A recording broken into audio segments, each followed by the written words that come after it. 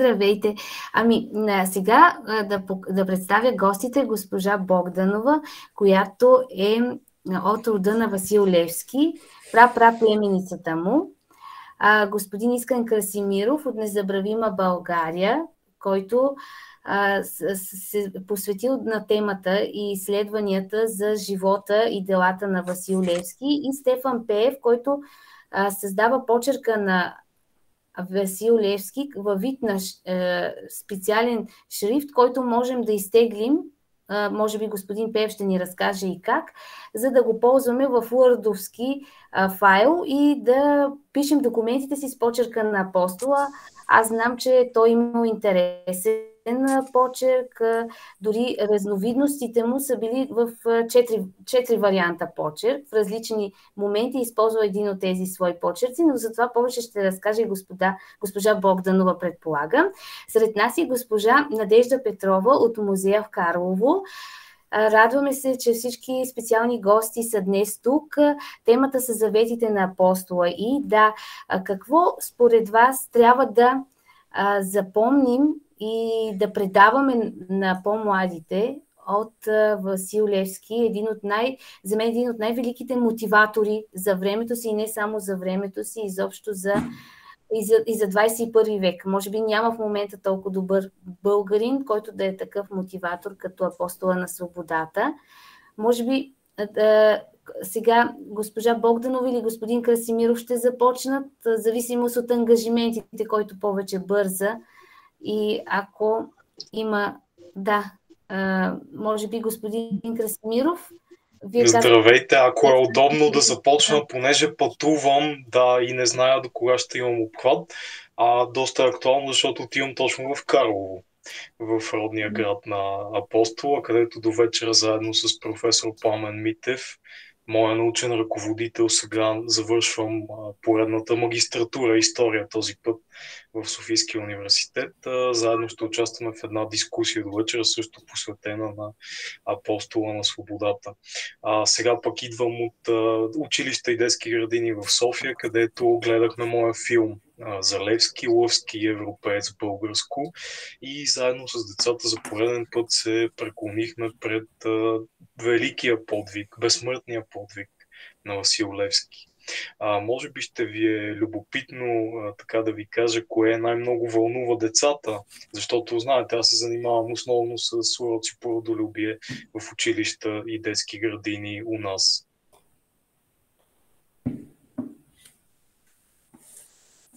Може би ще е интересно да чуем от какво най-много се впечатляват децата, когато чуят името на Васил Левски. Най-много ги впечатлява, разбира се, моя външен вид, униформата, когато съм пък с дрехите на дякона, расото, кръстчето. Разбира се, знаете, по дрехите посрещат, по ума изпращат. Филма също много ги впечатлява, смесицата от кино, театър, всичко това, което правим с тях. Целият филмово-театрален спектакъл, който аз съм кръстил Лъвски скок. Вълнува както малките в детските градини, така и по-големите. Всички деца, всички се вълнуват. Когато видят оживелия Левски в моя филм, изигран брилянтно от актьора Симеон Владов, златния глас на България, Мони, влезе в ролята на Левски. Аз пък в ролята на Христо Ботев, може би се ориентирате по моята възрожденска брада, влизам на живо за децата, така че когато видят Левски на екрана, Ботев на живо, аз им разказвам как двамата са живяли заедно, тази вълнуваща история от изоставената мелница в Букурещ. И цялата тази мозайка от филм, театър, кино, история, страшно много вълнува децата и така те усещат истината за Левски. Така те се докосват до заветите на Левски, така го усещат живо в сърцата. А пък когато им издам тайната, хайде и на вас да ви издам тайната, искате ли? Че всъщност днес не е тъжен ден, защото Левски не умря преди 149 години, нищо, че беше обесен. Той възкръсна и живее в нашите сърца, докато правим филми за него, докато го рисуваме по рисунки, докато ние с госпожа Богданова сме живи и здрави да ходим при децата и да им го показваме и да им разказваме за него. Той завинаги ще е жив. Така мисля аз. Дай Боже, делото ни да продължава и всяко дете да знае истината за апостола и да се гордее, че сме негови потомци. Това е най-важно. Ние сме подбрали някои цитати и мисли точно от апостола на свободата, виждате ги на екрана, които са много показателни за това как трябва един човек да се развива, т.е. да развива идеите си и не просто само да си ги въобрази, да ги създава във въображението си, ами да ги и развие в действителност.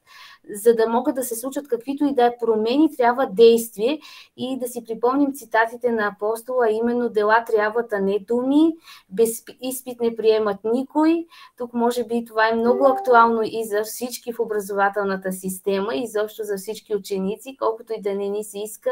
И Васил Левски ни е оставил този завет, че ако искаме да направим нещо качествено, преди това трябва да се явим на някакъв вид форма изпит.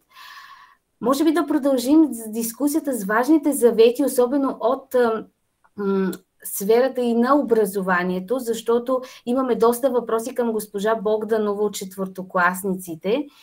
Като един от въпросите е кой е любимия предмет на Васил Левски. Може би да пуснем сега направо едно кратичко видео, тъй като към нашата дискусия се включиха освен учениците от професионалната гимназия по транспорт, също така и четвъртокласници от средно училище Христо Ботев. Пускаме едно кратичко тяхно видео, а междувременно госпожа Богданова може да отговори на въпроса какво е бил любимия предмет на апостола, тъй като преминахме от цитата за без изпит не е приет никой, просто тематично да преминахме към първия въпрос на децата. Какъв е бил любимия предмет на Васил Левски? Имал ли е той любим предмет? Честно казано, нямам идея дали имал любим предмет. Тук може би госпожа Петрова от музея в Карлово може да има по-точна информация, но това, което знам със сигурност и е част от заветите, за които говорим днес, е всъщност неговата любознателност и страст към ученето. Той дълбоко е вярвал, че знанието, това, което може да ни направи свободни, и всячески самия той се е стремял към това да разширява познанието си по всякакъв възможен начин, и това е приканвал в своите и ученици, докато е даскал, и деца, с които е влизал в взаимодействие под една или друга форма. Но самия той, когато е бил дете и му е предстояло да тръгне в училище, разказват, негова братовчетка споделя в своите спомени как той горял като в треска, когато му предстояло да тръгне в училище, и се хвалял на своите приятели, че майка му и баща му го завели на пазара да му купат нови дрехи, нови обувки, защото тръгването на училище всъщност е било празник. И той е вярвал в това нещо. Първият учебен ден е белязан колкото радостен за него, толкова и леко с нотка на тъга, защото неговия баща вече към този момент е болен и не може да го изпроводи заедно с майка му до училището, но го изпраща на портата на родният му дом с думите: на добър час, сина, и Бог да те пази. И Левски наистина, тогава още Васил, наистина се втурва в това да усвоява знанието с изключителна страст и любознателност. С лекота усвоява четене, писане, смятане. Бързо се превръща в най-личният ученик на своя даскал, включително той го моли и разчита на неговата подкрепа за да помага на онези свои съученици, които пък се затрудняват в това. Така че това, което аз знам и с което се говори, е, че той винаги по всякакъв начин и после в легията с същата страст се изучава военното дело, и после, т.е. преди това, когато става помощник на своят Войчо, всъщност той тръгва с него с заради обещанието на Войчо му да го прати в Русия, да учи, както самия той е казвал, голямата наука. Това е било неговата детска страст и мечта. И когато вече в Стара Загора, като 18-19 годишен младеж, се докосва както до трудовете на Раковски, така и на големи европейски революционери, но тогава всъщност той казва на своята майка и на Войчо си Генчо в един разговор: за мен вече е късно за голямата наука. Сега има един друг, който проповядва едно друго знание. И аз искам да отида при него и на него да му помогна, защото той вече е възрастен. Говори за Раковски. Всъщност и това е стъпката, от която вече преминава към легията и така нататък. Всъщност един от заветите и един от големите послания на него, според мен това е всъщност тази му любознателност, този стремеж към знание и търсенето на това знание, защото това ни разширява, това ни дава възможност да бъдем свободни. И между другото, тук, ако ми позволите, още нещо, което е много характерно за атмосферата на семейството, в което е отраснал Васил. Това е било едно много будно българско семейство, много напредничево за своето мислене. И когато са се събирали в дома, а това се е случвало често по празници и по други поводи, когато са се събирали след общото хранене, мъжете са се оттегляли и са обсъждали актуалните за ежедневието им теми и въпроси. Децата също са били там и са слушали, но накрая винаги са имали възможността те също да изразят своето мнение, своето мислене по въпросите, които са обсъждани. И така още в дома Левски и неговите братя са закърмани с това да слушат, да чуват добре другите и в същото време да имат позиция, която да могат да защитават, да заявяват и да защитават по един категоричен начин. Така че, може би да спра до тук, за сега да не.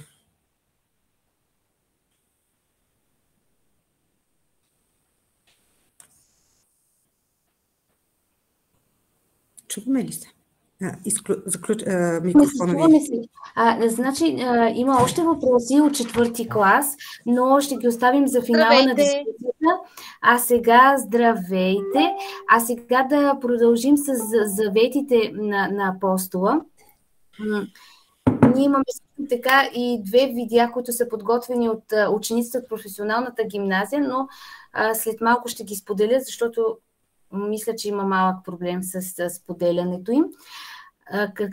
Какво според вас, госпожо Богданова, също е важно да си спомним, когато говорим за Васил Левски и за неговите идеи за революционното обединение? Той винаги е повтарял, че е много важно хората да се обединяват. Тоест всичките му идеи са били около това да бъдем обединени, независимо от това от каква етническа принадлежност сме. Дори и днес, като че ли толкова много организации, неправителствени организации, фундации се опитват да работят в това всички да се чувстваме единни, обединени, да бъдем част от глобалното общество, но някак не се получава. Как Васил Левски според вас е бил толкова модерен за времето си, е мислял глобално, а ние днес не успяваме да правим това? Много от нещата опира до доверие. Това, което днес не достига, е доверието. Първо, заради липсата на уважение от говорещите към тези, на които говорят. Точно затова подчертах колко е важно това качество и това умение да слушаме и да чуваме какво казват човека или хората срещу нас. И след това да говорим, и когато говорим да бъдем ясни в своята позиция. И нещо повече, не само да говорим, а да имаме подход към всеки един човек, защото ние сме различни. Точно това е едно от ценните неща, които Левски е усетил. Всички ние, бидейки различни, ставаме ценни точно заради тази своя различност. И той е намирал и начин, и подход да подходи към всеки съобразно човека срещу себе си. С един е бил много благ, много търпелив, с друг е бил рязък, с трети е намирал други начини да ги убеди или привлече за каузата, но във всеки един случай е уважавал специфичното в това. Цялото семейство, Левски, сестра му Яна, братята Христо и Петър, всички те са закърнани в това възрожденско семейство на Гина и Иван Кунчеви. Те са закърнени от много малки с уважението към другия, с зачитането на другия, на неговото право. Една от първите истории, която научих, беше точно за баба ми Яна, която като дете е наказана от своя баща да не лазарува една пролет, само защото е изпреварила хората, които са се наредили на една опашка и чакат да си сипат вода. Немислимо е било онова, каквато и да е било проява на неуважение към другия, или към неговото мнение, или към неговото време, или каквото и да е било. И така е печелил доверието на хората, с които го е срещала съдбата, които е ръководил, организирал или които по друг начин са му помагали. И вярвам, че това е в основата. Това, което липсва в днешното общество в много голяма степен е именно доверието. Това, че когато срещу мен застане някой и ми говори, аз не вярвам на това, което ми казва. Не вярвам, че той го живее в общия случай. Разбира се, има изключения, в никакъв случай не бива да правим някакви крайни генерализации, но това е много, много по-рядко. Повтарят се едни и същи думи, те девалвират, губят съдържанието си и така нататък, нали, да не влизаме. С това смятам, че той е бил също, да, много модерен. Не знам дали това е надраснало времето си. Много са факторите допринесли за това. Да бъде толкова голям, да бъде толкова надраснало времето си. И със сигурност сред тези фактори, до тук вече изброихме семейството му, духа въобще на възрожденско Карлово от оная епоха. И има и други фактори, но надявам се, че по-нататък в разговора също ще стане ясно, ще ги засегнем и тях. Да, може би, ако някой иска да допълни или да зададе специален въпрос относно това, което каза до сега госпожа Богданова, във връзка с уважението, може би, тази тема да разгледаме. Васил Левски, казахте, госпожа Богданова, от семейството му е било тръгнало това отношение за уважение от срещния човек, независимо от какъв етнически произход е. Тоест, уважението към личността. Как мислите, защо в съвремието ни този завет на апостола се забрави, като че ли все повече започва да се насажда агресия в обществото и хората не се уважават, непрекъснато се обиждат? Много са причините. Тук вече е чисто професионално. Аз работя като психотерапевт и, за съжаление, се сблъсквам с тези неща и в практиката си като наблюдение, но това, което наистина това са едни ценности, които всъщност започват да се възпитават и да се формират в семейството, в родния дом. В много голяма степен има значение какви хора ставаме там, откъдето ни тръгва пътя. Разбира се, след това значение имат и училището, и другите социализиращи институции, но семенцата, онова здравото, то се посява в родния дом. Затова смятам, че е толкова важно това, толкова важно обстоятелство. Родителите на Левски, те са били едни изключителни хора. Знаем за неговата майка баба Гина, тя е била и трудолюбива, и смела, и самоуверена, и решителна жена, нетърпяща унижение, нетърпяща пренебрежение под никаква форма. Известен е случай с ударената, зашлевената плесница на заптие, осмелил се да бъде груб и арогантен, неуважителен към нея. Въпреки рисковете, които това е можело да донесе на семейството, по-късно вече като баба отново влиза в разправия с родители, майките на турчета, които са си позволили без повод и причина да замерят с камъни и кал нейните внучки, когато отивали веднъж към дома им. До такава степен успява да респектира с волята си, категоричността си, тази смела българка, турците, че те уважават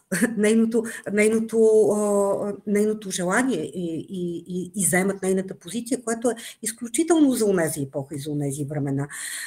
Дядо Иван също го описват неговите съграждани като един изключително справедлив, много достоен човек, много честен, до степен, че са се допитвали до него, когато са имали спорове, толкова много са му вярвали.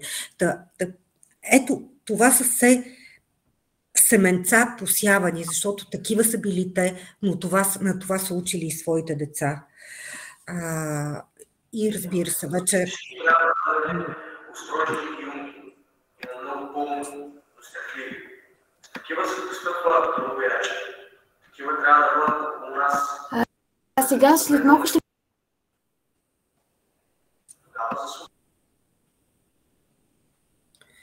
Аз не чувам обаче добре. Сгуби ми се звука. Да. Секунда. Така. Сега зареждам просто видеото, което готвя да пусна и просто се включи звука. Така че сега ще видим първото видео, което е подготвено от Професионалната гимназия по транспорт.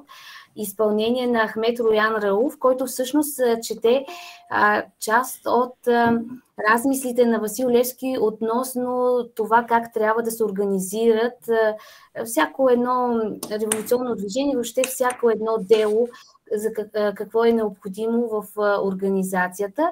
Може вие да продължите да дискутирате, докато аз зареда видеото и направо ще го включа, за да го видим.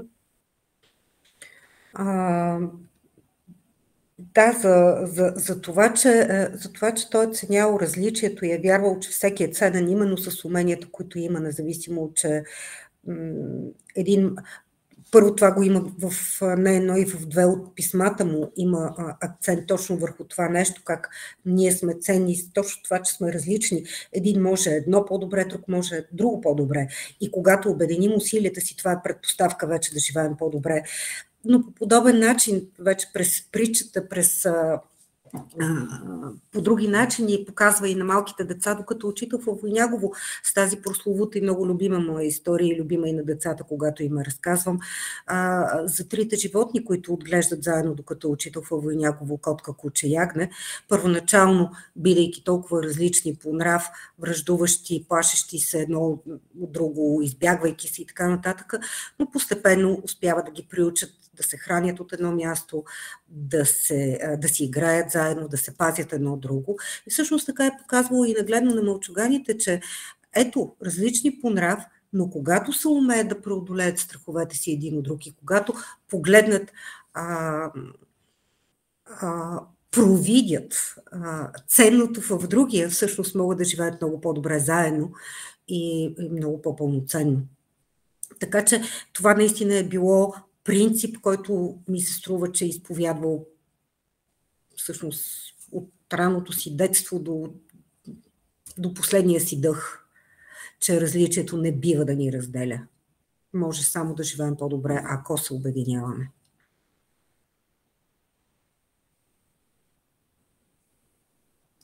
И сега ще видим изпълнението на Роян. Зареждам видеото. Може би и за вас ще бъде интересно. Може би госпожа Миленкова да разкаже малко по-подробно за това видео, защото тя всъщност е учителя по история и именно в нейните часове за първи път дойде тази идея и въобще хрумване за дискусията, която се провежда в момента. Здравейте. Здравейте. Благодаря ви за това, че всички присъствате на тази дискусия, на тази среща. Изключително интересни подробности от живота на Левски чувам, но това всъщност, което исках да ви кажа е, че винаги съм предпочитала в часовете, в които говорим за апостола, да разглеждаме личната му кореспонденция.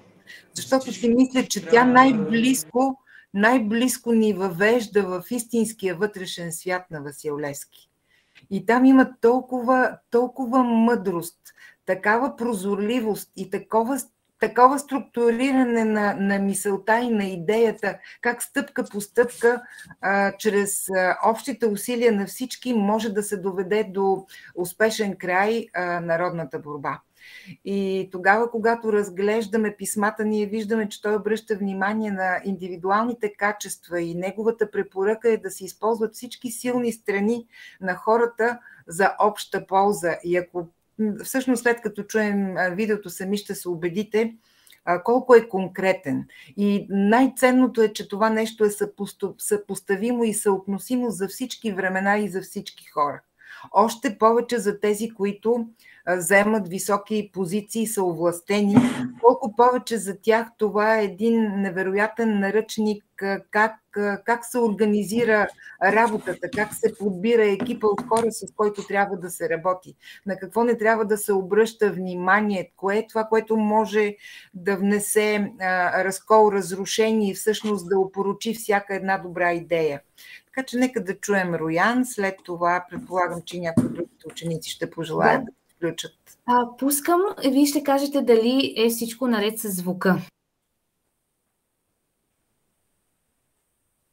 Острожни и умни, има много по-умни, но страхливи. С такива се постъпва другояче. Такива трябва да бъдат около нас, да се съветваме с тях, пък ние да извършваме. Тогава слугата ни е равна, защото и те без нас не могат. Па и ние без тях. Това, брате, трябва да ни бъде всякога на ум, да не даваме лош пример. Ако ние бъдем такива, тогава никой не ще смее да се възбладее, за да се раждат вражди между нас, от каквито е пропаднало нашето отечество. Имаме хиляди примери. Щяло да дойде някой си по-вишегласие да ми вземе това, което съм заслушал, право или криво. Да му е просто. Аз съм се обещал на отечеството си жертва за освобождението му, а не да бъда кой знае какъв. Така е. И нека съди народът, а не да давам глас за себе си. Това е презряно от човещината, за глупаво и най-просто нещо. Какво искам? Какво искам повече? Като гледам отечеството си, че е свободно. Нали това ми е предначертано днес за него? Не да видя себе си на голям чин, но да умра, брат. На всеки български работник трябва да даваме такова предначертание. И тогава работата ни ще свети и българското ще гърми. Най-бляскал като единичка държава в цяла Европа. И най-често трябва да се съветваме ние, деците, като спазим, посочим един други му грешките си. Защото всеки бърка, не може сам да се съвземе. На драго сърце трябва да обичаме онзи, който ни докаже грешката. Инак той не е наш приятел. Е хубаво, че тук се говори за градивната критика. Тоест Васил Левски е бил критичен и е носил на критика. Това също вероятно е един от заветите. Сега хората трудно така понасят критиката. Да се включат и някои от другите наши гости, като госпожа Петрова. Тя със сигурност знае много интересни неща за апостола на свободата. И от всичко до тук, което сега обобщихме като завети, разбрахме, че той е ценял много образованието, бил е научен още от родителите си, че трябва да бъде уважаван всеки само заради това, че е личност и е човек. Също така държал на работата в екип и за него е било важно приятелите да му показват грешките му, за да може да се получава и да се развива и да върви напред. Бихте ли могли да добавите още от заветите на апостола на свободата, госпожо Петрова? Здравейте! Сега се сещам за това как той съветва към кои хора да се обръщат работниците на революцията. На такива хора дай работа, които са разсъдителни, безстрашни и великодушни. Едно от тези качества, ако липсва на човека, той вече не може да бъде пълноценен в тази работа. Революцията, той винаги е наричал работа. Работа. Аз бих искала да обърна внимание на нещо друго. Много малко са водачите, лидерите в българската история, които успяват да обединят хората от различни социални прослойки. Не само по народност, а и вътре сред българската общност има голямо разединение, голямо разделение. Той събира в името на голямата цел, на освобождението на България, на добруването на българския народ и бедния, и богатия, занаятчията, търговеца, мъже, жени, всички трябва да се прегърнем. Това важи и за днешното време. И само събрани можем да вървим напред. Бих искала да се върна и малко назад към въпроса ви за любимия предмет на Васил Левски. Аз също не бих могла да дам конкретен отговор на този въпрос, но да си спомним за интереса му към различни изкуства. Той е рисувал хубаво. Лъва, който рисува върху зеления джамфес, за да бъде избродиран той и да бъде флаг, да бъде знаме в предстоящата революция. Обичта му към музиката, тази хармония, която е в същността на музиката, тя му дава и тази опора и това спокойствие да върви напред в най-трудните моменти. Той е пеел и черковни песнопения, и революционните песни на Добри Чинтулов. Ботевите стихове винаги са били запявани също. Много малко са били разпространявани като текст, а най-вече като песни. Така или иначе, мечтата на родителите му, най-вероятно и неговата е, той да стане или учител, или зоограф, или свещеник. Духовен човек, с една дума.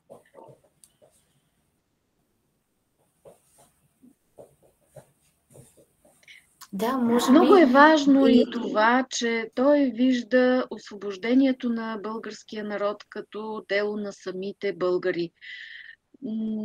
В никакъв случай да не се хвърляме в обятията на една или друга велика сила и от нея да чакаме решаването на собствените си проблеми, на собствените си въпроси, защото в много случаи точно тази велика сила ги е и създала в голяма степен. За съжаление, и по неговото време, и в десетилетията след това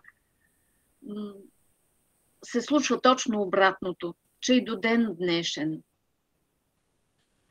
Тук само искам да продължа мисълта на Надя.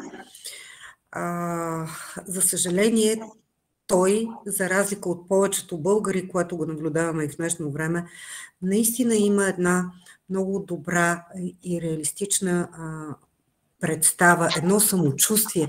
Той се гордее с българското и това му дава себевъзприятието за голям, значим. Вярва, че и България е голяма и значима.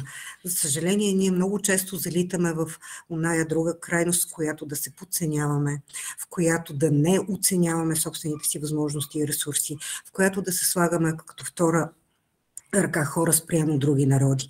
И това е било нещо, което също е сред заветите му, че ние сме равни на всички останали други европейски народи. И това е нещо изключително ключово. Дори и в днешно време. Умръзнало ми е да слушам по телевизорите колко сме били малка държава и нищо не зависело от нас. Това не е точно така. Ние сме достатъчно голяма в смисъл на това, че имаме определено място на географската карта и от нас, и от нашите политици, всъщност, които ни представляват, зависи това как ще стоим. И това е заложено още в неговата, според мен, представа и за него като човек, и за България като фактор в Европа. Ще се включа, изцяло споделям мнението ви, това, което изразихте току-що, и вярвам, че това наистина е така. И когато се разговарям с учениците или когато правим анализ на писмата му, и буквално се налага в повечето от случаите да изясняваме смисловото съдържание на думите, които той използва, защото някои от тях буквално са се обезличили и са загубили своя смисъл такъв, какъвто той е влагал в тези думи. Да, значимостта зависи от начина, по който се възпитават, както вие казахте правилно, в семейството, но и в училището младите хора. Ако само дам такива статистически данни в самия час, в самия урок, и за тях не стоят конкретните хора с конкретните преживявания, цели, стремежи, грешки, всичко това се обезмисля, защото оставя една мимолетна следа в ума им и оттам насетне вече няма полза за личното изграждане като характер, за това да знаеш върху какво си стъпил, какво наследство си получил и че в твоята история има личност, в чиято глава има такава яснота по отношение на как трябва да функционира една държава, какви трябва да бъдат хората, които трябва да стоят начело и как всеки има своя принос и своята отговорност към това държавата, нещата да се случват по правилния начин.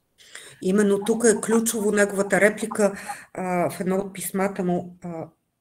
Играем си с живота на 7 милиона българи и трябва много да се внимава. Това е само това, ако може, не само в днешния ден, по принцип, съвременните политици да го чуят и да го осмислят и да заработят съобразно това, с цялата отговорност на това, че им е дадена възможността да ръководят този народ и тая държава. Мисля, че могат да се променят нещата. Дано да съм просто само един наивник.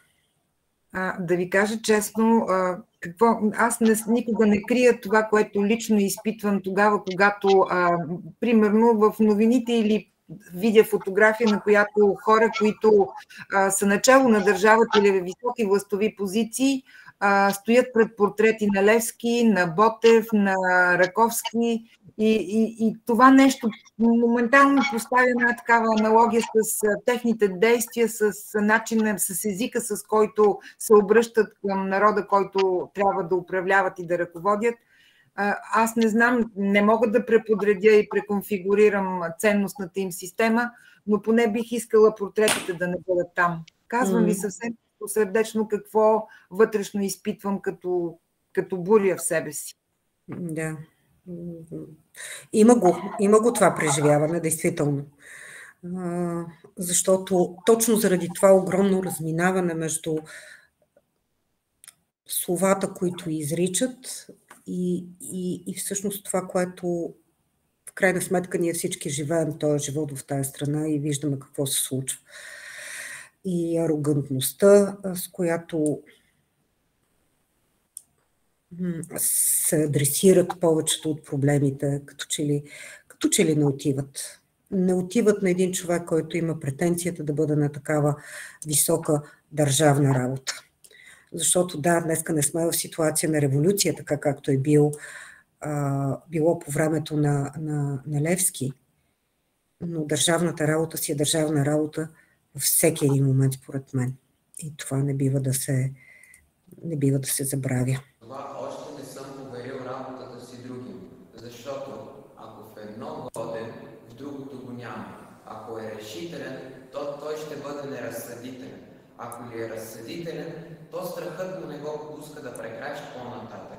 И още, в страхлив случай се развалят готовите работи. А работите и писмата, които доходят всеки ден, трябва да се разправят. Пък като ме няма, стоят на едно място дълго време, докато не се завърнат. Това не е работа. Имаме честни хора, но като не са били отдавна в тази работа, да се запознаят с нея и да могат да съдят, пак не са за нищо и по-зле с тях. Водителите на тази работа трябва да са опознали до тънко хората, като в какво са добри, в какво не, къде стоят техните слабости, за да не им се дава да паднат в тях и да се похабят, да се критикуват един друг, без да се увреждат в работа и прочие. На такива хора дай работа, които са разсъдителни, постоянни, безстрашни и великодушни. Едно от тия качества да липсва на водача на тази свята работа, то ще лайневи както и да е. Длъжност ми е да го кажа, защото мога да умра. Внимавайте. А това беше сега Венелин Любенов, също от професионалната гимназия по транспорт, отново от писмата на Васил Левски. И понеже си говорим за писмата и до тук така разсъждаваме по съдържанието на тези писма, ако може да задам въпрос към господин Пеев, защото той, вниквайки в начина, по който пише, се докосва по различен начин до душата на Левски. Просто би си иска, ако може да го попитам, какво е неговото преживяване, до какво е стигнал, работейки върху шрифта на Левски. Ако ни чува господин Пеев.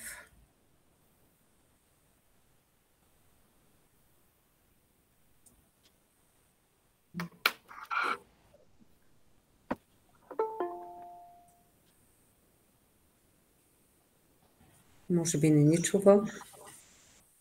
Господин Пеев? Да, чуваме. Радвам се, че се чуваме. Дали успяхте да чуете въпроса ми? Не успях, за съжаление. Понеже си говорим за писмата в момента и до тук се спряхме на съдържанието в най-общ порядък, но ми е много любопитно и това е, което искам да ви попитам. Всъщност, какво вие откривате в неговите писма, в неговия почерк? За какво ви говори? Какви аспекти от неговата личност? До какви аспекти от неговата личност се докоснахте, работейки върху неговия почерк? Изследвайки го и работейки върху създаването на този шрифт? Благодаря за въпроса. Трябва да знаете, че внимателното вглеждане в почерка на една или друга личност, дори в нашите собствени лични почерци, неминуемо му разкрива различни аспекти от същността на човека. Нещо повече разкрива както трайни характерни качества, така и същевременно можем да открием и конкретни моментни състояния. Ритъма на движение на ръката, тогава, когато пишем, до голяма степен повтаря вътрешния ритъм в нас, емоциите, които носим в себе си. Така че може по забързания или забавен почерк, по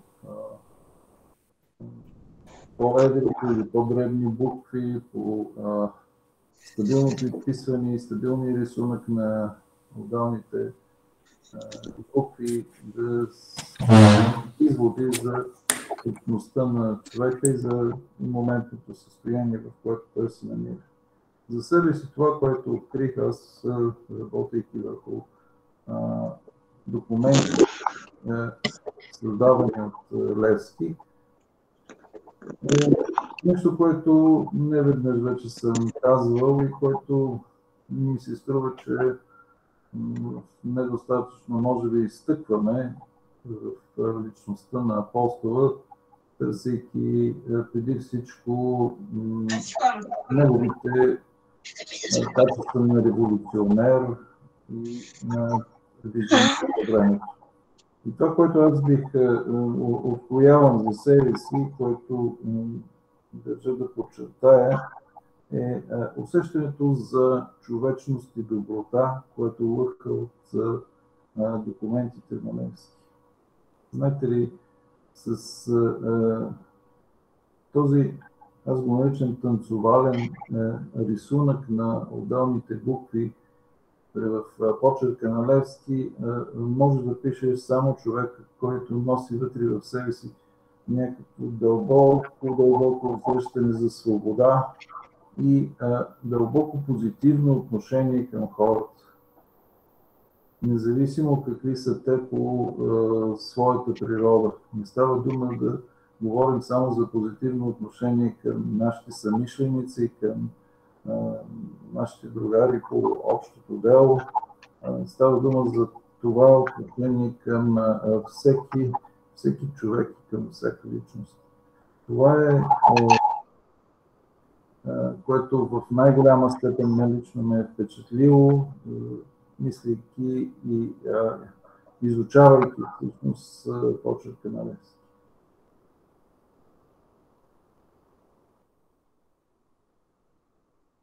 А господин Пеев, вие ще допълните ли някой завет, според вас, който сме пропуснали до сега от тези, които се приписват на апостола? Завет лично не бих цитирал в този момент. По-скоро бих подчертал това, че според мен основното, което характеризира личността на Левски, това е разбирането за свободата.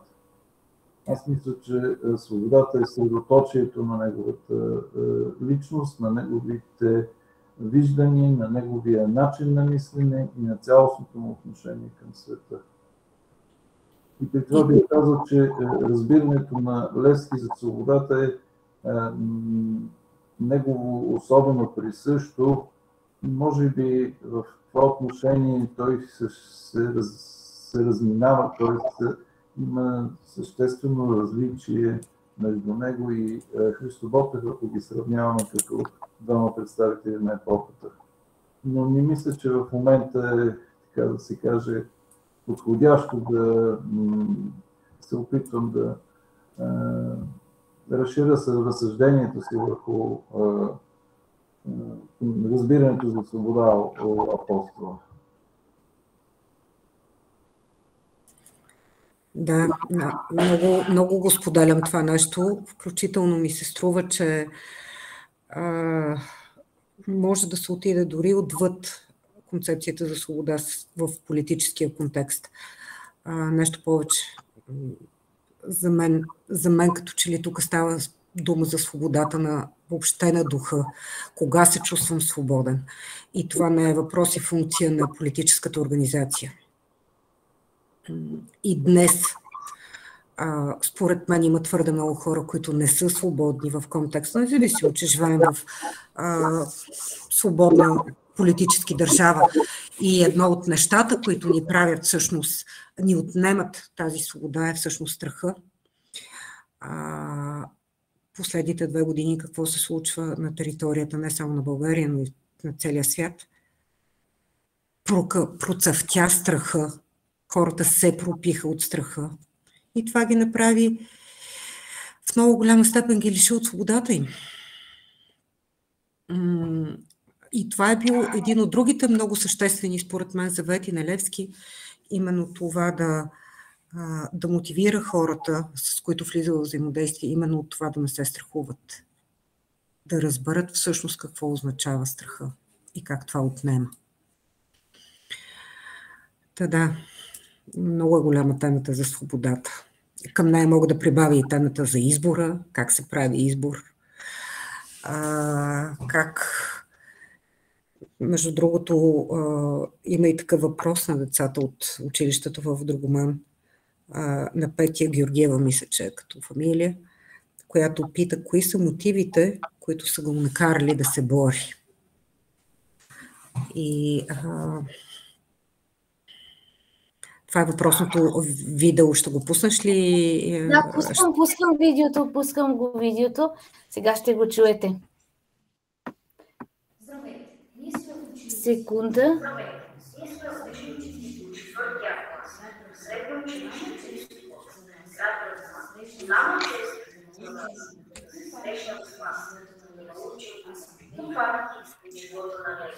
Аз съм Петър и сега мои съученици ще са някои въпроси, свързани с живота и делото на апостола Господата Силов.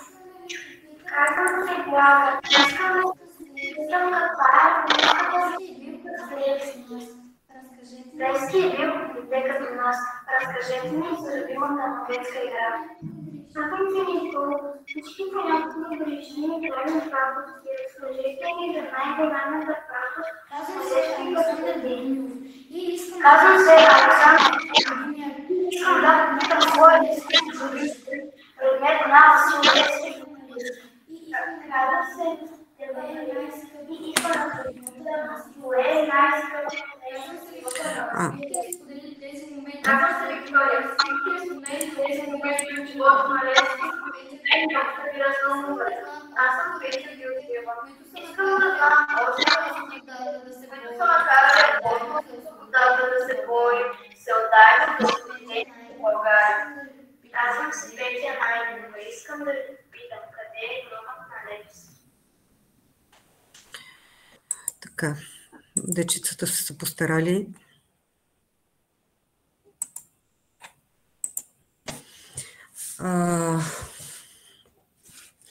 Понеже повдигнах темата за мотивите, може би от тук да започнем, кои са мотивите, които са го накарали да се бори. Не знам дали бих могла да обхвана всичките, но ми се струва, че сред тях много неща могат да се кажат по тая тема, но едно от нещата, които ми се струват с отношение, че то отрано е свидетел на неправдите, на немотията, на поругаването на неговите, на българите като такива от страна на представителите на османската власт. И това е било нещо, с което трудно се е примирявал, не е бил в състояние да приеме. И това е осъзнаването за това страдание и съпричастността към това страдание всъщност е сред мотивите да обрече себе си, да отдаде живота си на организиране на освободителното движение в България. Един от факторите, до тук си говорихме за семейството, за средата, за начина, по който са учили за света около себе си, но много ключов етап според мен и с голямо значение е периода, в който той всъщност ефективно е помощник на своя войчо и обикаляйки с него по села, махали и така нататък, всъщност наистина вижда тежкото състояние, наистина тежкото състояние на българите от това време. И това в много голяма степен го допринася за решението му. Така че съпричастността, усещането за дълбока несправедливост всъщност е сред другите фактори, които според мен го карат да е толкова последователен и непримирим в усилията си в тези години. Вярвам, тук вече малко по-философски, вярвам, че той е бил духовен човек, но не само по образование, той е бил духовен човек по дух, по сърце. Пропите с вяра и в човека, и в Бога. Така че това е в основата всъщност на отказа да приеме за нормално това, което преживяват българите, под всякаква форма на неправда.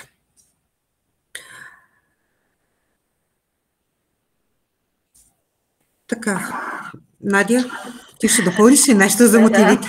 Да, исках да се включа, да. За мен е наистина много важно, същностно за Васил Левски това, че той, роденият в робство, роденият без своя родина като държава, е намерил начин да бъде свободен. За мен Васил Левски е бил свободен в онези години, в онези робски години. И точно това иска той и от нас сега. Всички поколения след него трябва да бъдат свободни. А дали това е така и до ден днешен, струва ми се, че не е. Той самият иска да ни направи българи и патриоти с примера си, с личния си пример.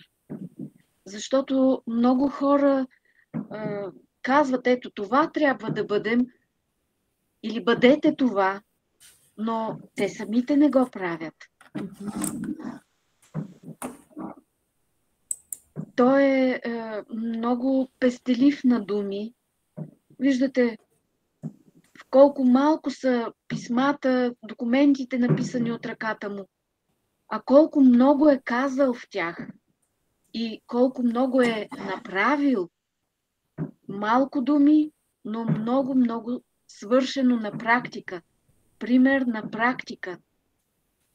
И това е ценното за нас и за това имаме такава насъщна нужда от такъв човек като него. Едва ли може да се роди точно като него, но поне малко да го наподоби, като почтеност, като всеотдайност, като добросъвестност, като пестеливост, ако щете. Защото това негово тефтерче, то е крещящо във всяка една епоха след него за управниците на нашата страна. И за това тази наша среща днес е за да си спомним уроците на апостола, да го повикаме отново сред нас.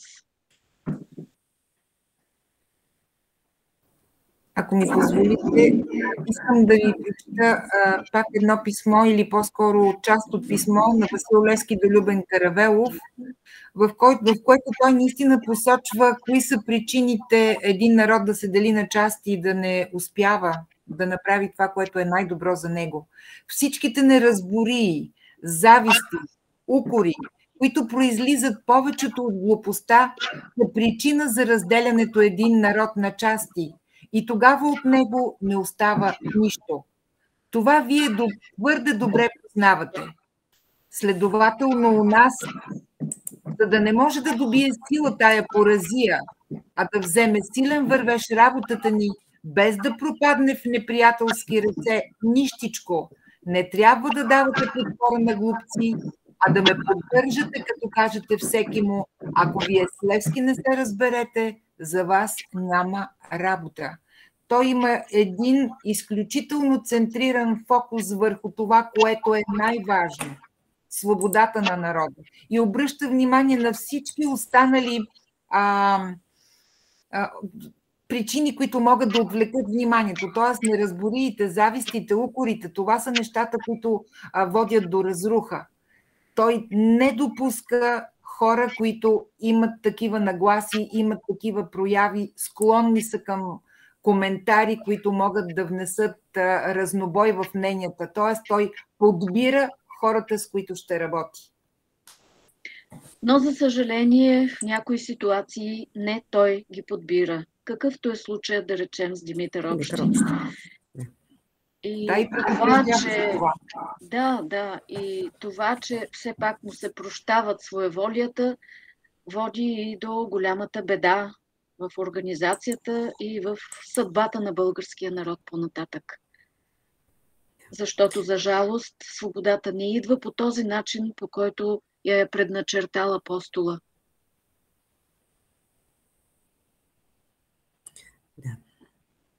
Но той от първия момент има недоверие към Димитър Общи и полага много усилия да го държи не в течение на случващото се, да го подвежда дори така, че да може да ограничи щетите му, но за съжаление реалността в крайна сметка е различна. Ако иска някой да се включи и от гостите, които слушаха до сега внимателно. Аз бих искала да споделя, аз съм учителката по български, една от учителските по български език и литература в професионална гимназия по транспорт Сливница. И ние по едно съвпадение на учебната програма в момента сме на темата за живота и смъртта. И в дискусията, която направихме, това е тема, която разглеждаме в 11 клас, нещото, което беше стряскащо и да кажа отчаиващо, по повод страха, може би, който или дамата, че в последните 2 години върлува из цялата планета, страха да не загуби човек благоденствието си, комфорта си, уюта си, на въпроса към децата дали те биха жертвали живота си, дали биха избрали смъртта пред живота, ако трябва да защитават родината си. И отговора беше не. Което е много стряскащо. Защото и как го обясниха? Обясниха го точно с това, че имат за имането, което имаме. Че човек трудно се разделя и изоставя комфорта, макар и той да е под ботуш, дет се казва, макар и той да е в робска ситуация, трудно се разделя от топлата си стая, от топлото си легло, от уюта, може би имагинерния уют, но за него да, тесногръд. И това е нещо, което страшно много ме смути, защото ние учим тези неща, учим за патриотизма, но той е толкова далече от тях. Подвига на тези хора е много далече от тях. И се чудя по какъв начин, не знам, дано не им се налага, но това са неща, те не могат реално да осмислят това, което този човек е направил. И не само той. Говорим за Ботев, ако говорим по същия начин, който пък директно, ако Левски някаква случайност там се е случило или предателство, Ботев, който директно отива на смърт с там ограничен брой хора, това нещо те не могат да си го представят и не биха се жертвали за родината си. Не знам вашето мнение какво е, но аз лично бях много шокирана. Не, че не тачат подвига, не, че не се възхищават, но не биха жертвали живота си за родината. И от тук вече за мен идва въпроса какво те имат като родина. Дали ги впечатлява това, както казваме, че Левски обикалял с Войчо си и видял страданията. Ние ако тръгнем да обикаляме и видим страданията на хора, които мизерстват и нямат какво да ядат и са голи и боси, никой не се трогва от това. Никой не го прави така, както Левски го е правил, както Ботев го е. Това е, как да кажа, една тема, която ми се щеше да повдигна в днешната дискусия, да се надяваме, че няма да ни се налага да защитаваме родината си, нали? Но нещата стоят така. Да. За съжаление, едно от нещата, които според мен водят до едно такова... Те са много пак факторите, но едно от нещата е, че в последните години, изобщо в годините тук от едно известно време насам, като че ли си самоотсякахме корена, като че ли някак си спряхме да имаме някаква връзка с рода си като такъв. Пак казвам, естествено, че има изключения. Аз съм благословена в качеството си на родственица, обикалям почти в цялата страна. На много места съм била, с много хора съм се срещала и слава Богу, има го и другото, има го усещането за принадлежност, има гордостта от българското и от българщината, от славната история, но за съжаление го има и там където коренът е отсечен, там се губи нещото, което му казваме принадлежност. И аз като не съм част от тая принадлежност, в случая на българското, към българското, на България, много лесно ми трябва нещо, защото принадлежността е свързано с това екзистенциално, базисно усещане за сигурност, че съм защитен, че има нещо зад гърба ми. А в случая, когато това е изчезнало и го няма, и хората просто се хващат точно така за едни материални неща, които те са наистина псевдо, не са реални, но може да го пипнеш, може да го... И със съжаление затова е толкова важно да обръщаме поглед към миналото си, да помним откъде сме тръгнали. И аз смятам, че за съжаление често ме питат и в тая посока. Виждала съм в последните години и учебниците, и тези по история и така нататък. Честно казано, повечето от материала, който съм попадала да го видя, той е скучен, той по никакъв начин не провокира креативността в децата, ни ги кара да се замислят, да търсят и да откриват какви са причинно-следствените връзки, да се обръщат назад. Просто някакви много често и материала не е съобразен и с възможностите на едно дете да обработи определени понятия. Трети клас ми говорят за революция. Каква революция може да разбере едно дете на 8-9 години? То няма съдържание в тая дума. Както и да, те със сигурност са повече проблемите, но това да обръщаме поглед към миналото и то от позицията на какво ни е дало, какво ни дава, ми се струва, че е много важно и много съществено, за да можем да почнем да възстановяваме именно и това самочувствие, и тази гордост, но и най-вече това себевъзприятие като българи, че това наистина означава нещо, че в това понятие има смисъл. Не просто преминаваме през живота някакси, а има смисъл. И тогава може би ще се промени, разбира се, вероятно това ще отнеме много години, но ако има подобна решимост, мисля, че нещата могат в някаква подобна посока да се случат. Младите хора, освен всичко останало, на младите хора им е страшно удобно и лесно. То не само на младите хора, то и на нас. Всичко с един клик разстояние можем да постигнем. И това страшно убива креативността ни, убива способността ни да търсим решения. Те дори не могат да си представят в уния години как този човек, особено през тия 9 години, в които активно обикаля и създава революционната мрежа, но и преди това, той е бил почти непрекъснато е бил търсен. Тоест той никога не е можел да минава със спокойствието по големите пътища или с някакви удобства. Криел се сам преобладаващото време по някакви гори, планини в всякакво време. Пеша предимно. Те това дори не може да си го представят колко време е отнемало, за да стигнеш от Карлово, да кажем, до... Да. Няма значение до където и да е. По принцип, комфорта на съвременното общество и имането до голяма степен е направило крехки създания са. Не могат да се борят. Те не искат да се борят. Дори, евентуално, ако някой нахлуе в къщата и, не дай си Боже, но така да се вдигне, да отива да защитава други хора, независимо, че това са хора от неговия народ. Случаите, които гледаме в последно време, примерно на насилие, при което се снима насилието, а не се реагира на него, не се притича на помощ, е факт, който е буквално стряскащ.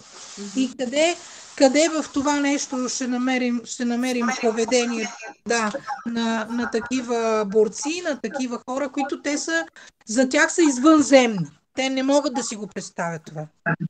И това е стряскащото. Това е, както казвате, губене на корена, което е наистина стряскащо. Ние, нали, като учители ще продължим да копаем в тази посока и да се мъчим да възпитаваме в патриотизъм извън учебниците, разбира се. Левски икона и пред него всеки трябва да се поклони. Аз мисля, че и по времето на Васил Левски не е било много по-различно положението. Не всички са възприели идеите му, не всички са го последвали. Но той е успял дори богатия човек да мотивира, да иска свободата, да иска своята държава. Ето един хаджи Станю Врабевски, когато е арестуван след Тарабаконашкия обир, турчина го пита: какво ти липсва? Ти си богат човек, имаш всичко. Но той му отговаря: ти имаш своя държава и аз искам да имам своя държава. Значи Васил Левски е намерил начин да мотивира, както вече споменах, всички прослойки на българското общество. На шарено българско общество тогава. Сигурно има такъв начин и сега. Особено чрез социалните мрежи и Фейсбук.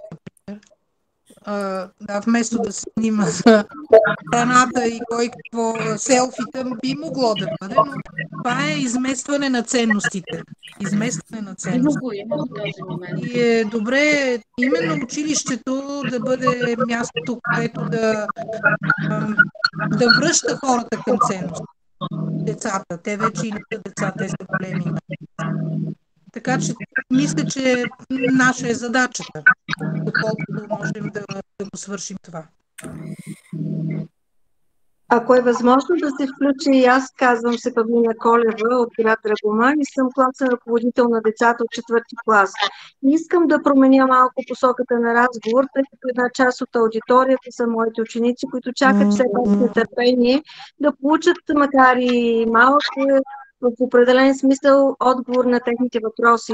И ще ви кажа, че днес, когато ние почетахме 149 години безсмъртие от делото на Апостола, в очите им видях сълзи и аз смятам, че това, което сеем, това малко семенце покълва точно в сърцата на тези деца и те са пред екраните в момента и с радост биха чули още малко, ако е възможно, госпожо Богданова, да разкажете за типично детските прояви на Левски, разбира се, ако е във вашата възможност в момента, защото те имат невероятното усещане за принадлежност към своята родина и аз днес съм благодарна на това, което те показаха и с нетърпение чакаме след видеото, което пуснахме, ако е възможно, да дадете отговор на техните въпроси. Благодаря ви. Разбира се, ние вече на два от въпросите се спряхме по-обстойно. Блага пита каква е роднинската връзка. Това, което мога да кажа за рода на Левски, който така всъщност семейството на Яна, която е сестрата на Левски, която се омъжва за един от другарите на апостола Андрей Начев, имат многодетно 9 деца имат в своето семейство. Само 3 от тези деца дават поколение до наши дни. Това са дъщерите им Гина, София и най-малката Елена. Аз специално съм от рода на най-малката Елена. Яна ми е прабаба. В момента 28 са живите родственици на апостола. Всъщност останахме ние така сме 8 братовчеди, ако не бъркам бройката, мисля, че не, на които сме праправнуци на Яна. Оттам насетне вече, слава Богу, има още поне 2-3 поколения, които вече след нас върват. Надявам се, че това ще бъде гаранция, че ще продължим да предаваме напред във времето родовите истории, които нашите предци са съхранили и са запазили. Това е по отношение на роднинската връзка. Самия Левски, знаете, дечица, както и неговите братя Христо и Петър, нямат свои семейства и свои деца, така че преките родственици на Левски всъщност са по линия на семейството на неговата сестра. Никол ме пита за негова пакост. Сега, конкретна пакост не знам, но със сигурност знам, че като дете е бил, това, което се пази в рода е, че като дете е бил и палав, и буен. Много е обичал и е предизвикал своите другари да се боричкат. Изобщо той така от мъничък е добре сложен, силен физически, много ловък и много издръжлив. Обичал е да се гонят, както казах, предизвикал ги е да се борят и да го преборват, да го обръщат, пък той има устоявал на набезите. Така, вече като по-голям, доколкото знам, много обичал и се е включвал той и брат му Петър в популярните по това време пехливански боеве, което е вид борба. Двамата участници в тази борба, обяснявам за тези от вас, които не знаят, маничките участници в нашата среща, участниците са голи до кръста и телата са им намазани с мас, така че да е необходимо преди всичко не само сила, но преди всичко ловкост и тактика, неща, които Левски е умел чудесно още от детско-юношеските си години. На Александър Богомилов отговорихме с помощта на Надя за любимия предмет. Нямаме всъщност яснота кой е той, но наистина е обичал да учи и това е важното. Допълнението на Надя за интереса му към различните изкуства. Тук се сещам за една много как да кажа, закачлива история. Това е от периода, в който той е вече легионер при Раковски в първата българска легия. Самия Раковски е бил в доста високо социално положение и като такъв е имал достъп до двореца на сръбския княз и явно в неофициален разговор се похвалва, че има един легионер, който освен всички други качества притежава и изключителен ангелски глас, пее много хубаво и е поканен Левски, разказва историята, на суаре в двореца. Докато е там, той е поканен да пее и го прави и след приключване на неговото изпълнение княгинята се обръща с въпрос към него: вие коя консерватория сте завършил? Толкова е впечатлена от гласа му и от начина, по който пее, и той така с присъщото си чувство за хумор, защото е притежавал такова, и отговаря, че неговата консерватория е Орешака на Родното Карлово. Така че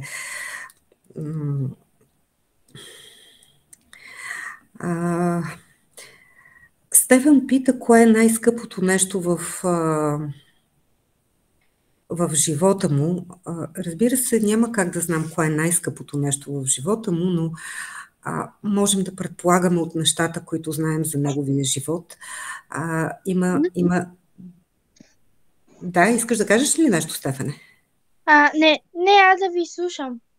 Добре. Панайот Хитов, при когото той бил знаменосец, в своите спомени за него казва едно много хубаво изречение, аз много го обичам. И той казва така: той беше човек неустрашим, не кусаше ни ракия, ни вино. И имаше само две страсти. Едното е страстта си към народната музика, на която и беше истински майстор, и другото е страстта си към свободата на отечеството. Целият му живот е пример за това как, може би, най-важното нещо в живота му е именно, даже по-рано стана дума и за това нещо, е именно освобождаването на България.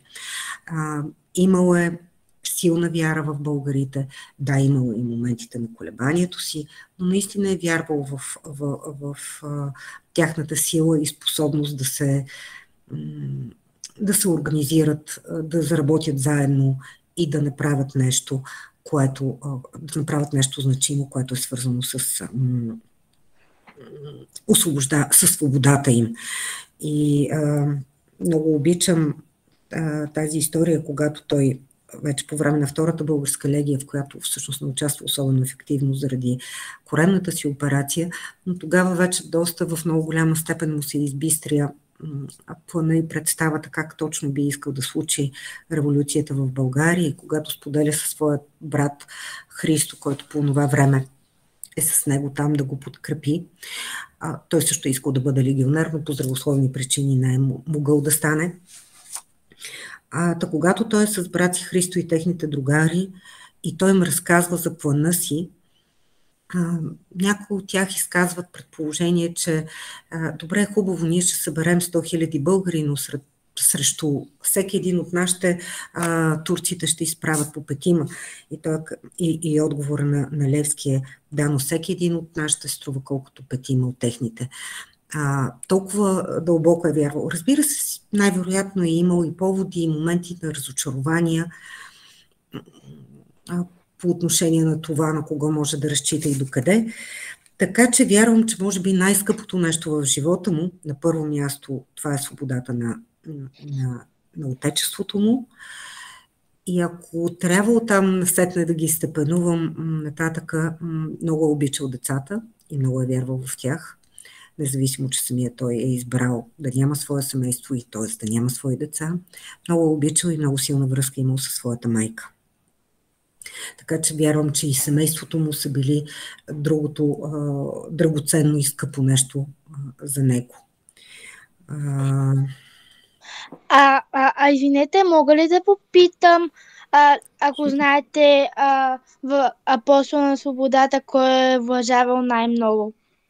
Кой е уважавал най-много? Да. Не знам, предполагам, че е имал хора, на които много е държал и е ценял мнението му. Със сигурност знам, че много е уважавал и дълбоко е бил привързан към своята майка.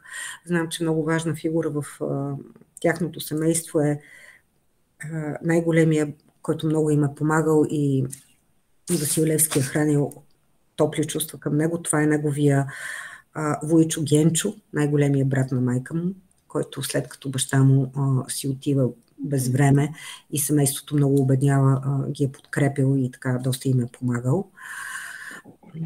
Имало е много верни другари, на които е разчитал. И не само в Карлово, но по местата, по които е минавал. Така че имало е много хора, които са били важни и значими за него, не само от семейството, но и сред другарите и съратниците му. Така че, успях ли да ти отговоря, Стефане? Да. Добре, да продължи ли тогава нататък с въпросите, за да не... така. Виктория пита за кои истории най-много са ме развълнували. Честно казано, не са една и не са и две историите, които дълбоко ме вълнуват.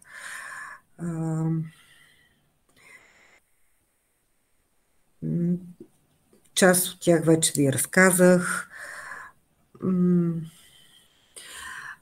Тъй като все пак днес отбелязваме годишнина от обесването, от гибелта му, може би много човешки, трогателни са историите, свързани с това как семейството му, първо последната среща, за която се знае между него и майка му, това е малко преди да бъде заловен всъщност, и след това как семейството посреща новината първо за залавянето му и после за неговата гибел. Това са истории, които са толкова човешки и толкова дълбоки, говорещи сами по себе си. И ще започна с тази история, която е свързана с последната среща между него и майка му.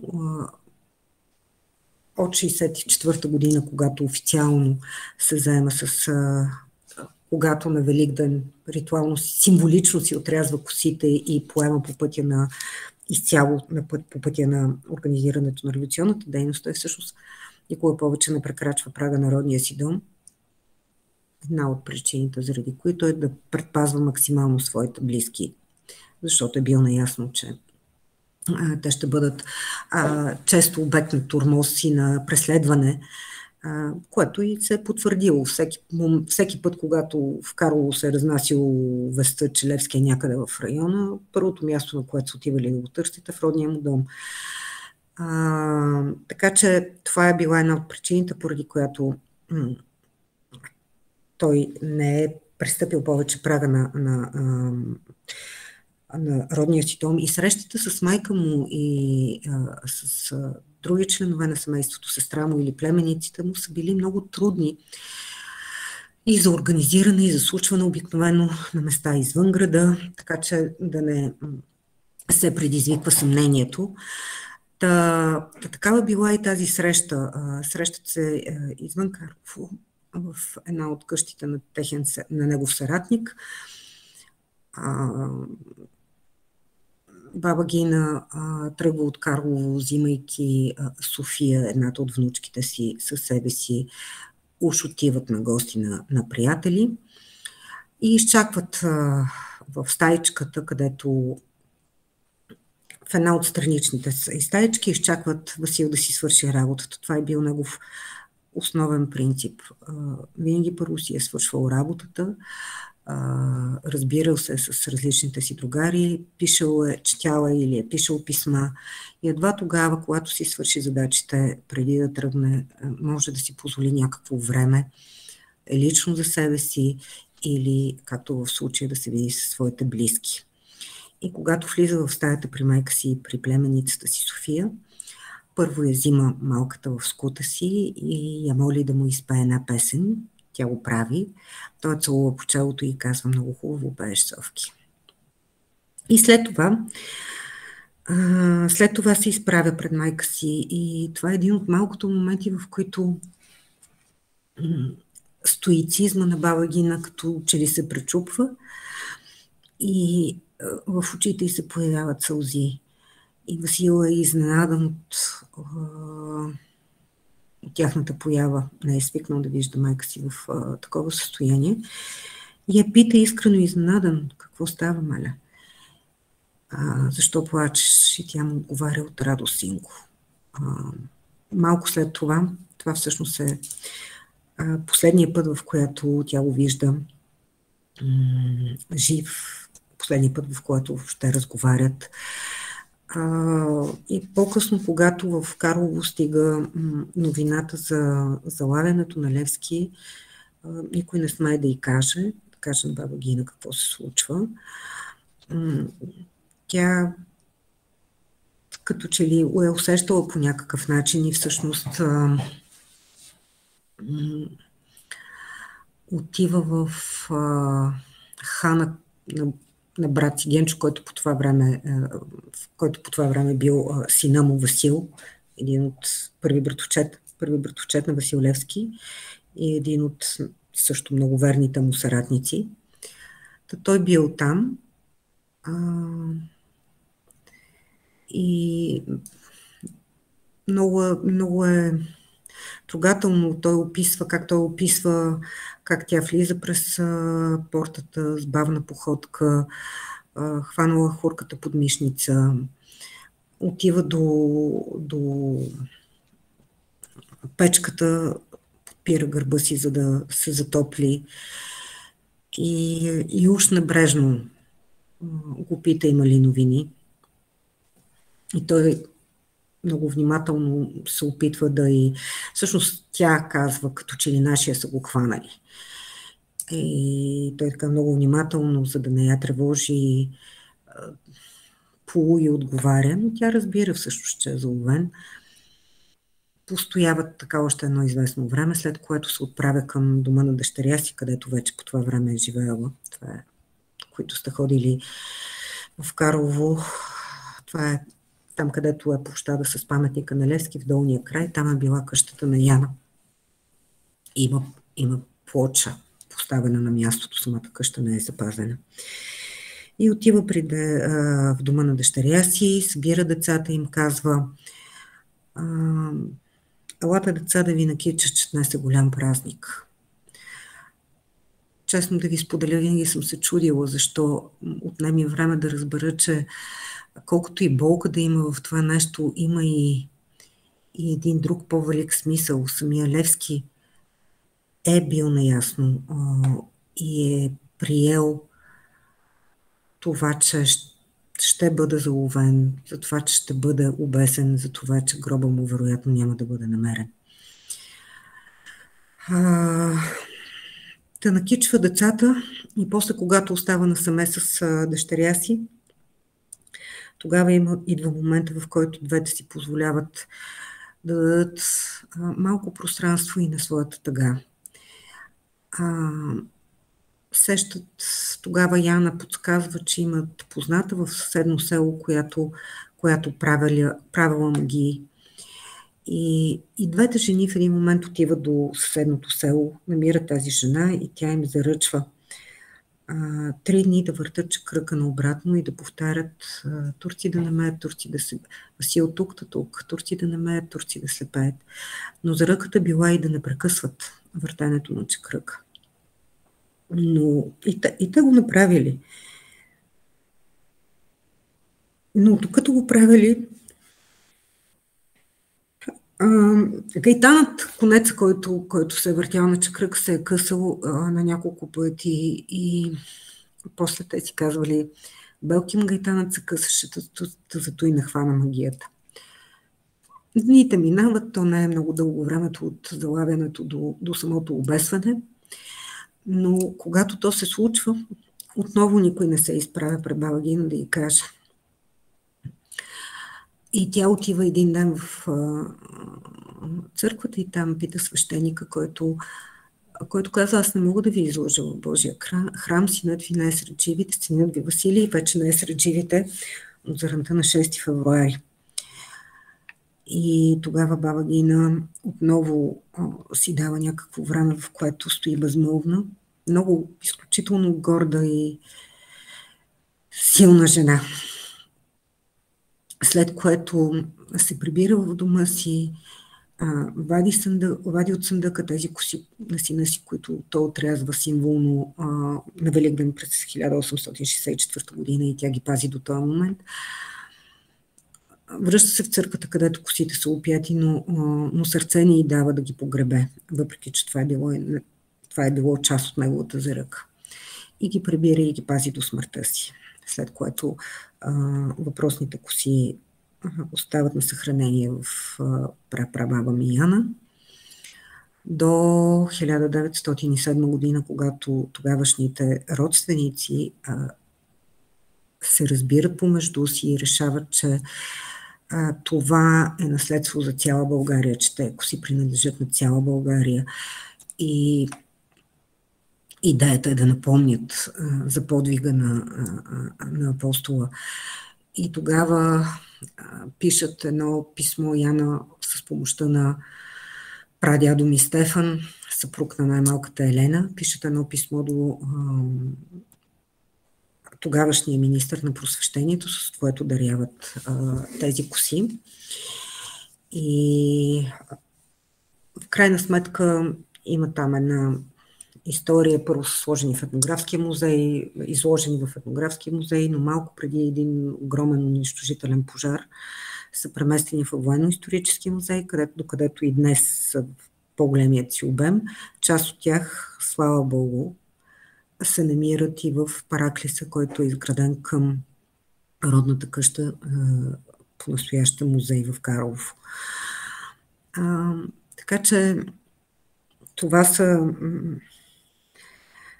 едни от историите, които мен лично много ме вълнуват всеки път. И това ни отправя, понеже на Петя Георгиева, мисля, вече отговорихме за мотивите, които са го накарали да се бори и да не се отказва. Последният въпрос е на Петя Найденова. която пита къде е гробът на Левски. Въпрос, на който историците за толкова години не са успели да дадат отговор. Вероятно има много сериозна причина за това нещо.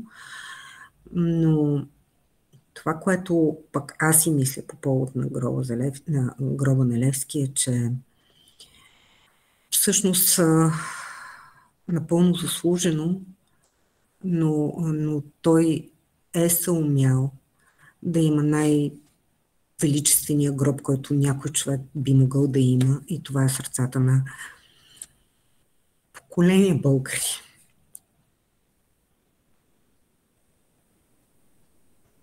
Много благодаря за отговорите на тези въпроси. Аз си мисля, че днес даже пресрочихме малко часа за дискусия. Много добре се получиха нещата. Доста ползотворна беше дискусията. Припомнихме си за всичките тези важни неща, които са необходими за всеки един човек, за да бъде той човек. Така че е хубаво винаги да си спомняме за нещата, които ни е оставил и със своите дела, и със своите постъпки, и с писмата, в които е описал важните за него неща и важните неща, които искал да отправи като съвет и към неговите съратници, и към всички, които ще прочетат писмата.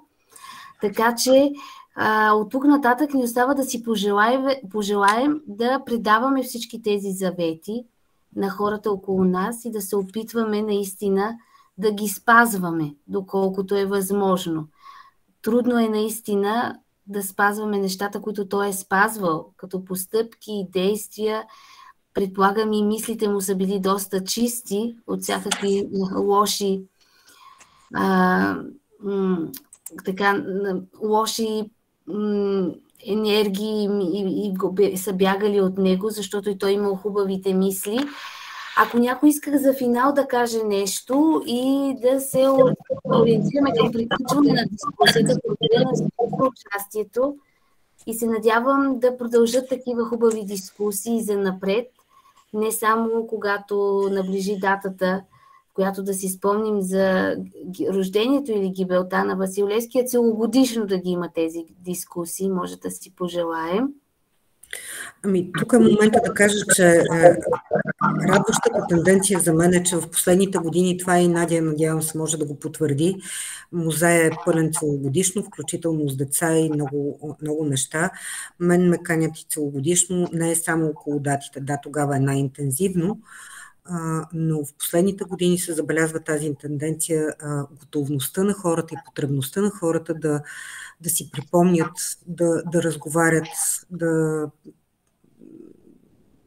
да съживяват по този начин, не е точната дума, но да връщат Левски в ежедневието си във всяка една част от годината, не само около датите на гибелта и рождението му, и това е чудесно.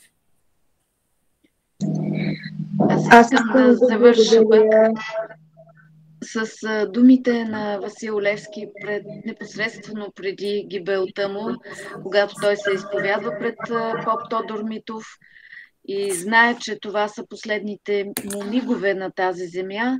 Той казва: всичко, каквото съм сторил, сторих го за Отечеството. Много ви благодарим.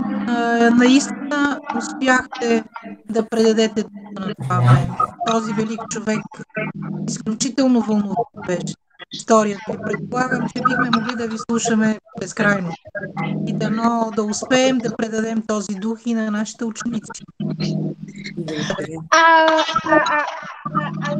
Богданова, утре отново ли ще има събрание?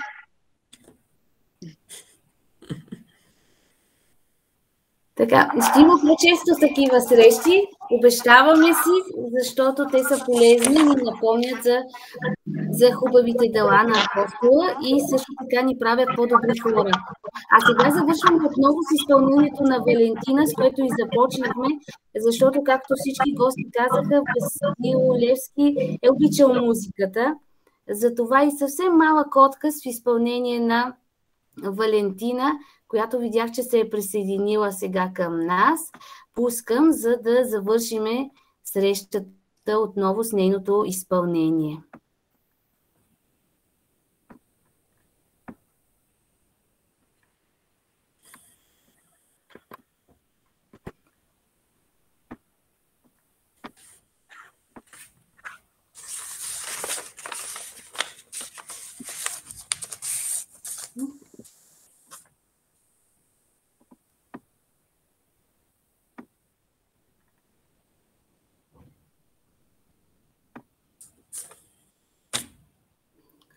Много се извинявам, изглежда има някакъв проблем сега технически. Ще пусна така, за да може да чуете.